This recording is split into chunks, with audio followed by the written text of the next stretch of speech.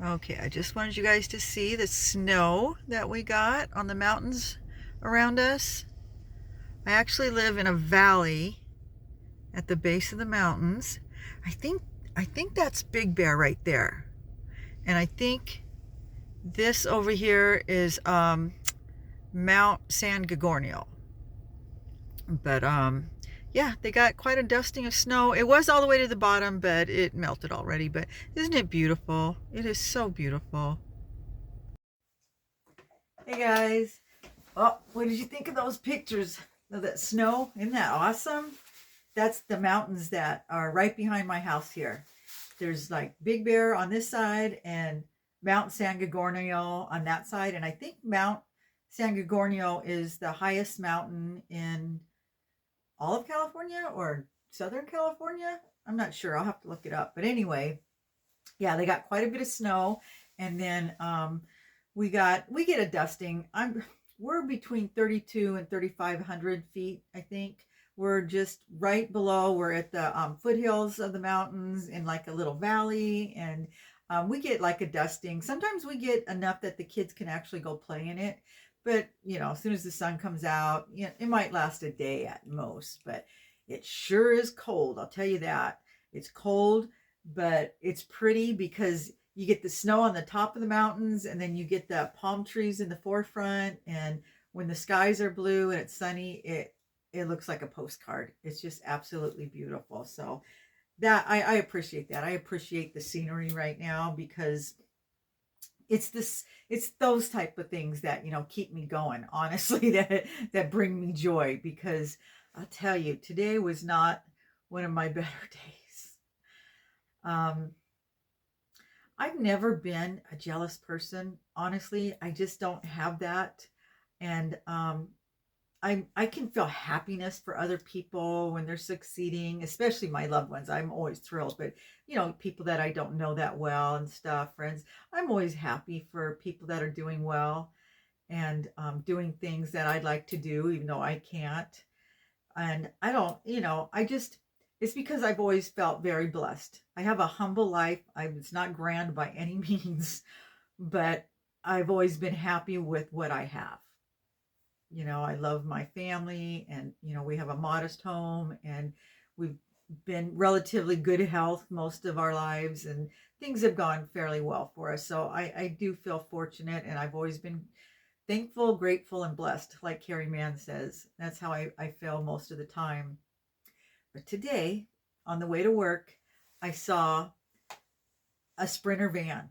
It was parked on the side of the road. There's a place where you can put your car for sale, and there was like a van and some other cars, and I was like, oh my god, that's our dream van. My husband and I, we want to when we retire, when that time comes, we wanted to get like a van and fix it up and do some lengthy traveling, not full time. We would still come home, and because my husband, doctors and stuff like that, and our grandkids are here, so it's not like we would go for years, just little bits at a time.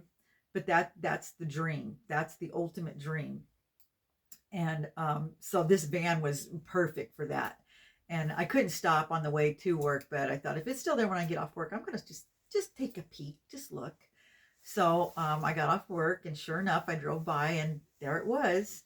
And the phone number's in there. They didn't have. I couldn't see the price, so I thought, well, I'm just gonna swing in and take a look. What's it gonna hurt? So about the time that I swung in, another car did also, and I wasn't sure if they were going to be looking at the van, or there's a couple other cars there. So anyway, I park, I get out, I walk over to it, and I'm looking at it, and you can see in the windows, and so whoever had it before, they did what we were going to be doing. You could tell because the way that they had it fixed up. I thought, oh my god, this is beautiful. Anyway, this other couple that they had pulled in, they get out and they come walking over, and they're looking at it, and the guy started teasing me. He goes, we saw it first.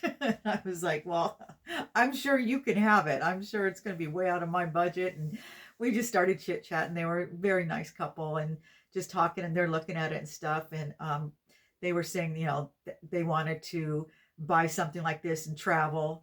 And they didn't want a big RV, that the van would be better because then his wife could help drive. And I said, that's exactly what me and my husband say. We don't want a big RV because I wouldn't be able to drive it. If something happened to him and I had to take over, but I could drive, a van like this. We used to have a van. So anyway, we were talking about that, and they looked to be about my age. It was hard to tell if they were, a few years younger or older. I couldn't really tell, but vital and healthy and just very sweet.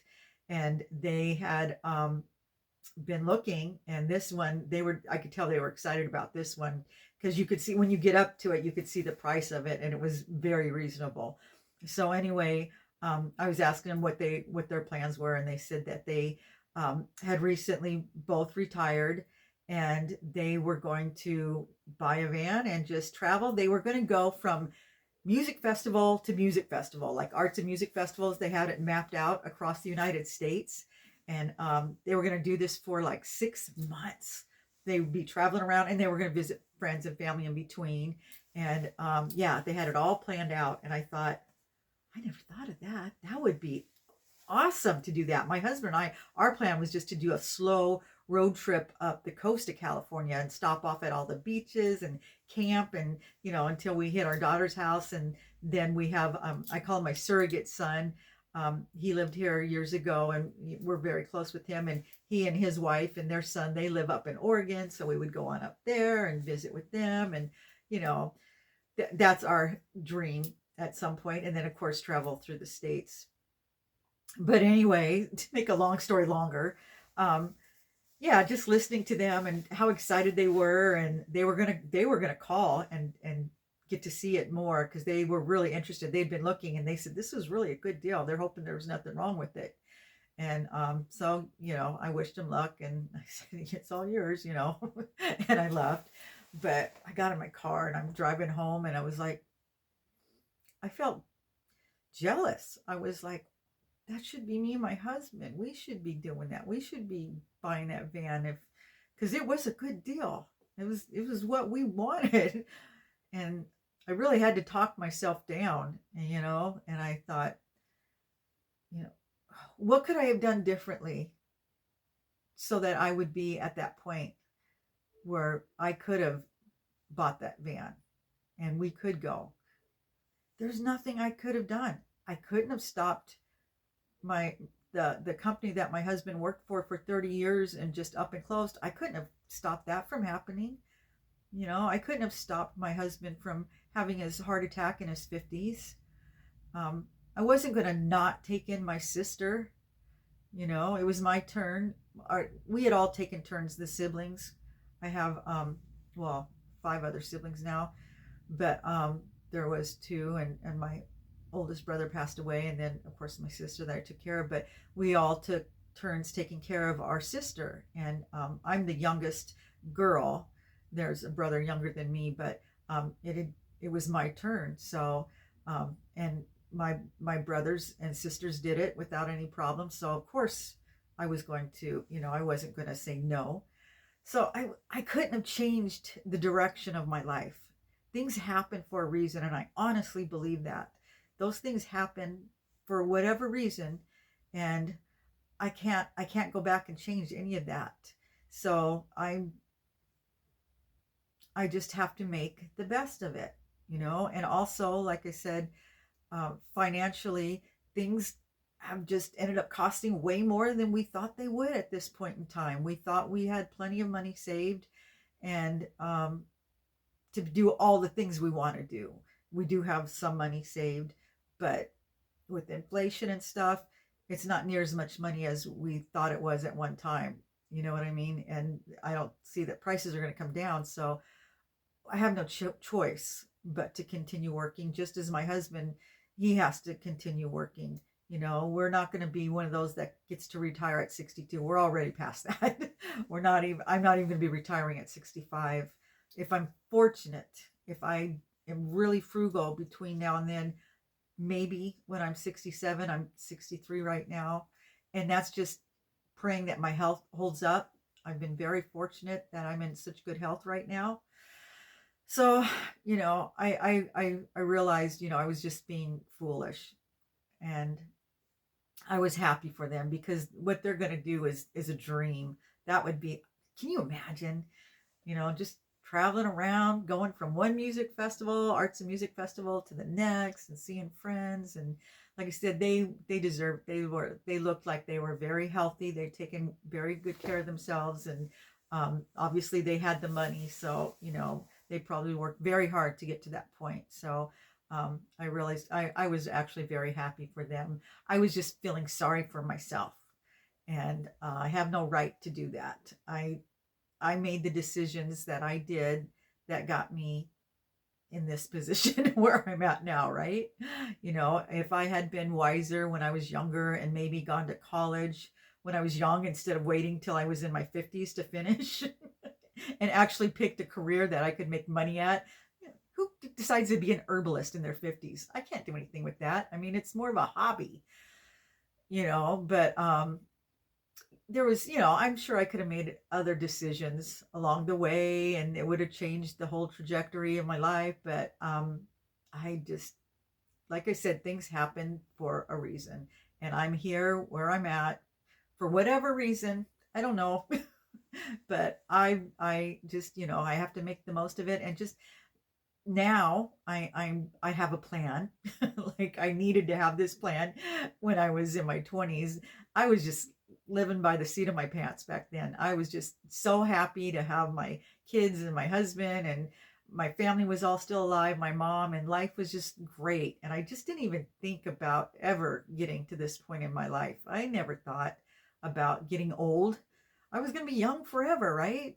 And money was never going to be a problem because my husband worked very hard and we always had plenty of money. So, you don't think about things like people getting sick or losing their job that they've had for 30 years or inflation sky high, you don't think about those things. And that's basically what has happened. And just reading the comments from you guys, I realize there's a lot of other people that have had things way harder than me, and they've managed to get through it, and they're dealing with it and making the most of it. So it's like, who am I to feel sorry for myself? I'm still very thankful. I'm still very blessed. And yeah, I don't have a couple homes. I don't have a beach house and a cabin in the mountains and, a place down in Mexico. And we don't fly around the world. And I don't have, tons of stuff and things in a fancy car. My car, I bought my car because it seats 7. Yeah. I wanted a car big enough that I could haul all my grandkids around. And that's why I bought the car I got. And it's great for camping.